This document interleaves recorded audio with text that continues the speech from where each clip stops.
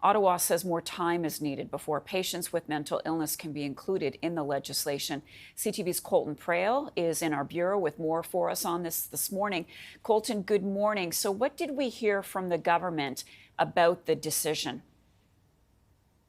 Marcia, the big news is, of course, as you mentioned, that the government said that they're not ready, not specifically the federal government, more specifically the provinces and the healthcare system across the country. And this is in line with the findings of a parliamentary committee that's been reviewing this decision to expand medical assistance in death to those who solely have mental illnesses.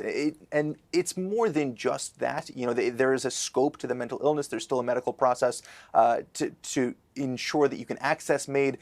But going through that medical process has become part of the problem. The government came out and in lockstep with the findings, the report from this committee that showed that there were still a number of challenges in provincial healthcare systems, specifically when it came to a lack of training for medical practitioners, for nurses and doctors around these new rules, and said, okay, we understand there is not enough time. We're going to delay this again. This is the second time that we've seen this expansion delayed. It was first done in 2021, done again now, and it's being done so now because it needs to be by March 17th. That was the date that this medical assistance in death expansion was set to happen, that those patients who had severe mental illnesses who were seeking this option of healthcare would be able to access it. So now as a result, they have to go forth and put forth legislation very quickly in order to push that even further. What we learned yesterday and what we've seen throughout this process, and particularly what the committee found, was that it's kind of been done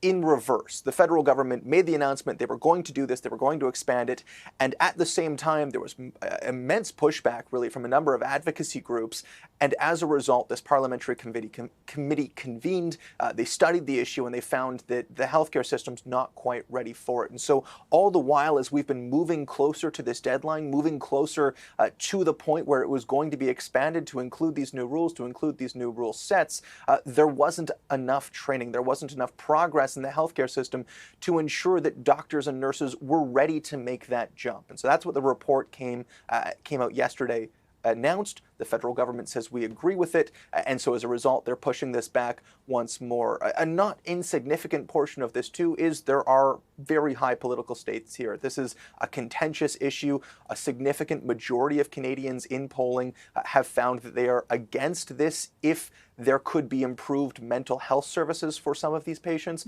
And so if you're looking at the Liberals' polling standards right now, and as we lead into an election, it also makes sense that this may be a decision they want to delay, not just for very valid healthcare reasons, but also for political reasons. Right, right. So you kind of touched on this, but exactly where does this go from here then, Colton? The first thing is fast-tracking legislation to extend this even further, because as it stands right now, March 17th, it comes into effect no matter what.